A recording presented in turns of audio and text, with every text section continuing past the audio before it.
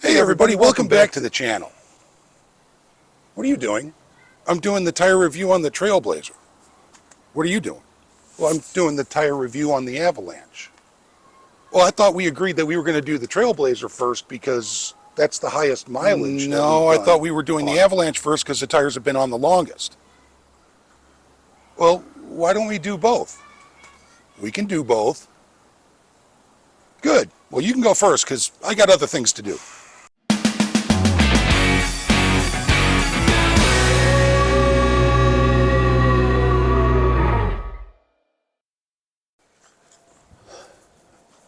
Now, whether you drive your car a little or a lot, there are always going to be services that need to be done. There's always going to be components that are going to need to be replaced. And tires are no different, because whether you drive a little or a lot, at some point, baby needs a new pair of shoes. Now, if you go into a tire shop, they're going to market their best tire based on value, and they're going to have a bunch of selling points. Now, one of those selling points is going to be, this tire is rated for 40,000 miles, 50,000 miles, 70,000 miles. And what they're doing is they're planting a thought in your head. And that thought is, if I buy a 70,000 mile rated tire, I won't have to buy tires again for 7 years. Wrong, sir. Wrong. You see, when you buy a tire based on mileage rating, what that's telling you is that that tire was tested in a laboratory, and based on the hardness of the rubber compound used in the construction of that tire, it lasted in the laboratory between 40,000, 50,000, 70,000 miles until it had abraded to the point where it was deemed unsafe. So what that means that in a laboratory, under laboratory conditions, that tire may go that whole 70,000 miles. But that's a laboratory. That's not everyday, day-to-day conditions. And more than driving will affect the health of that tire on your vehicle. Extreme weather like heat and cold will affect how quickly the rubber compound of your tire breaks down. Excessive humidity or lack of humidity will cause that tire to either dry up or become saturated. And if you live in an area where you have wildly fluctuating weather like we do here in the Midwest, where it can go from 30 degrees at night to 70 degrees during the day, and the humidity can fluctuate from 90% all the way down to 10, well, that means those tires are going to be expanding, contracting, absorbing, and releasing moisture at a rapid rate. And this can lead to something called dry rot. Now, what dry rot is the oils in the tire and the moisture in the rubber evaporating over time based on these conditions. And what ends up happening is that tire will start to crack and flake, and it'll start to look kind of like a dull gray, and it'll look like rough skin. And once the dry rot sets in, that tire is on its way to fail, whether you've driven it 10,000 miles or 50,000 miles. So while the tire rating of 70,000 miles sounds like a good deal, it's really not. Okay, before we go on, let's establish some ground rules for this video. Number one, what are we going to compare these tires to? We're going to compare the tires we purchased for our vehicles with the top 4 oldest tire manufacturers here in the United States. Those top 4 being B.F. Goodrich, Goodyear, Firestone, and Cooper Tire. For our one-stop shop, we decided to go with Discount Tire. Discount Tire is a national brand, and they have shops all over the United States, and they also have a very large online presence, and you can order any tire for just about any vehicle out there on the road today and have those tires delivered to your home or to the shop where you're going to have the tires replaced. So that makes it very convenient. We're going to take the cheapest OEM tire for our vehicles and compare that to the tires that we purchased as far as cost and as far as installation is concerned. And then after that, I'll give you a breakdown on how well our bargain tires actually did when compared to the tires from the 4 major U.S. manufacturers. So, With that out of the way, let's start on the Trailblazer. Now for the Trailblazer, there were a couple of things that we needed to keep in mind. Number one, the Trailblazer, when it originally came out, was designed as a touring vehicle, which basically meant it was going to spend the majority of its life on highways or city streets. It was not going to be doing a lot of off-roading. So the tires were what they called touring tires. And originally, Michelin had the contract for the touring tires on the Trailblazer, which basically means GM was able to get those tires at a discount, so they made them the preferred brand. Now, we went to Discount Tire, and we inquired on what the cost would be for 4 tires mounted, balanced, old tires disposed of, and new valve stems. And it came out to $120, or roughly $30 per tire. Now, the average is between $15 and $45 per tire, so that was right in the window of where you'd want to be for having a tire installed and paying the disposal fee and getting a new valve stem and getting the tire balanced. So $30, okay, $120. I can work with that. So then we went and we compared the pricing for our top 4 brands. I have some notes here. What? Well, you think I was going to memorize all this? Right. Okay, so for the Trailblazer, the first tire we looked at that was similar to the Michelin tires that originally came on this vehicle was a BF Goodrich Advantage TA Sport LT. Now, at the time of filming this video, the cost for those tires was $183 each, which came to a grand total of $732 for a set of 4. Add your $120 installation fee, and you have a grand total of $852.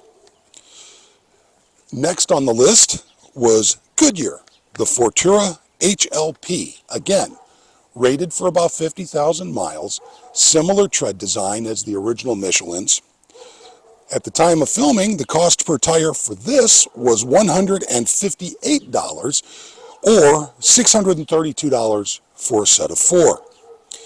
Add the disposal and the mount and balance and valve stem, and the grand total was going to be $752. Third, Firestone offered the Winter Force 2 UVP. I wonder how they come up with these names, really.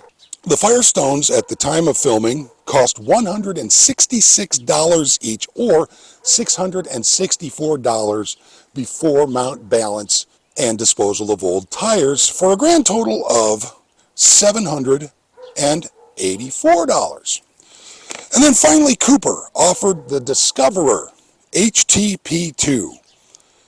And at the time of filming, those tires went for $186 each, for a grand total of $744. Once you add the installation fee and everything else, the grand total was $864 for a set of 4, mounted, balanced with new valve stems. No, don't like that. Now, these prices don't include tax, because taxes vary depending on where you live. And these prices may be higher or lower depending on where you live. But those are your prices for the 4 top oldest manufacturers in the United States. I mean, that really got out of hand fast. Let's see how that compares to our Summit tires. The Summit Trail Climber HT all-season tire, which again, similar tread pattern to the original Michelin's, at the time of purchase were $86.94 each on Walmart.com, for a grand total of $347.46. This included shipping them to my house. What is going on? The average cost is $30 to install per tire. I decided to up that. Let's go with the top of the line. Let's say that it's going to be $45 per tire, just for giggles, or $180 for mount, balance, tire disposal, and new valve stems. With that, the grand total for all four tires, mounted and balanced, at a shop of my choosing, was around $530. But what? A savings of roughly 35 to 40% over the top four U.S. manufacturers. One thing, the Summit HT2s are manufactured in China. But when you're looking at trying to cut costs, a little legwork is going to save you a lot. The savings are even more impressive when you start looking at the Avalanche. Take it away, Mike number one. Okay, full disclosure before we get into the tires on the Avalanche. Originally, when the Avalanche came out in 2004, it also offered touring tires. It was Goodyear that provided the tires for the Avalanche, if I remember correctly. But it was a touring tire. You could opt to have all-terrain tires installed on it at the dealership, or purchase those tires yourself after taking possession of the vehicle. Now, for the last 30 years, my go-to tire for all of my trucks has been B.F. Goodrich's all-terrain TA line. I've used them on every truck I've had since the late 80s, and they've always performed exceptionally. So with that in mind, let's get started on our comparison shopping. And like Mike number two, here are my notes. So, starting off with my go-to, the B.F. Goodrich All-Terrain TA-KO, which is the updated version of the old all-terrain TAs. The cost at the time of filming was $285 per tire, or $1,140 for a set of four. Add your $120 installation, disposal, valve stem, and balance. So you're looking at a grand total of $1,260 for a set of four, mounted, balanced, and your old tires disposed of. Boy, that escalated quickly. Next up, we have the Goodyear Wrangler Ultra Terrain AT. Now, the cost at the time of filming for this tire was $231 each, or a grand total of $924. Again, adding in your $120 installation and disposal fee, and you're looking at a grand total of $1,044. Next, we have the Firestone Destination MT2LT. Cost at the time of filming for this tire is $294 each, or $1,176. This is actually the most expensive tire in our list. Add your $120 installation and disposal fee, and your grand total is $1,296 for a set of four. You serious? And then finally, we have our Cooper Discoverer Stronghold ATLT. Cost at the time of filming for this tire was $238 each, or a grand total of $952. Add your $120 tire disposal, mount, and balance, and your grand total is $1,072. Now, of course, like before, this does not include taxes, because those can be higher or lower depending on where you live. The prices also can be higher or lower depending on where you live. But on average, you're looking at spending between $1,000 and $1,300 for a set of four tires from the four oldest manufacturers here in the United States. Who let the lemon head into the room? Now let's compare those to the tires that we purchased, again, from China. Well, technically from Thailand, but Thailand and China is where these tires are manufactured. The Venom Power Terra Hunter XT.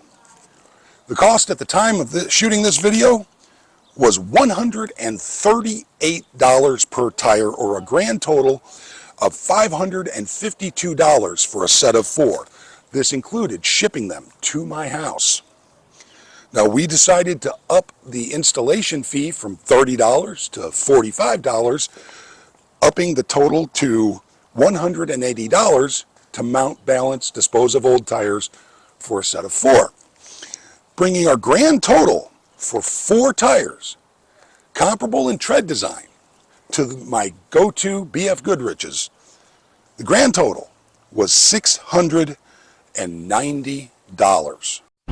Damn! Now, to be perfectly honest, Mavis did not charge us $45 a tire. They charged us $150 to do all four. But I think you can see my point. The Venom Power tires, despite coming from overseas, cost 40 to 45%, almost 50% less than the top four manufacturers here in the United States. Now, some of you may be thinking, well, okay, fine, but they came from China. China doesn't have the same manufacturing standards that we do in the United States, and you're absolutely correct. However, this is a lie.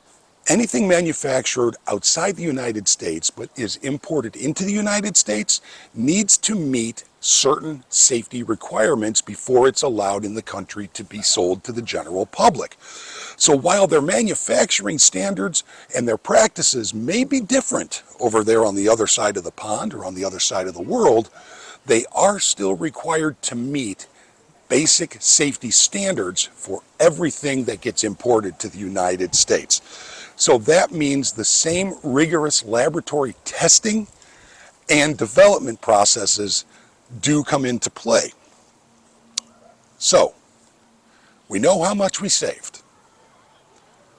How well did they work? Well, it's time for the brass tacks. We know how much they cost. We know how good they look. How well did they perform? Why don't you go first? Thank you. Now, with regards to the Trailblazer, the performance of the tires during our 2,500 mile test back in August of 2024 was flawless. The tires themselves performed perfectly both on the highway, in town, going up the mountains, and some light off-roading while we were visiting out in Colorado. Road noise was at a minimum. Occasionally you would hear some on some of the more textured pavements in some of the states that we crossed through, but aside from that, there really weren't any issues. So the cost compared to the performance, actually, if you figure in the cost, the performance was better than anything that we could have bought that was manufactured here in the United States. How about you?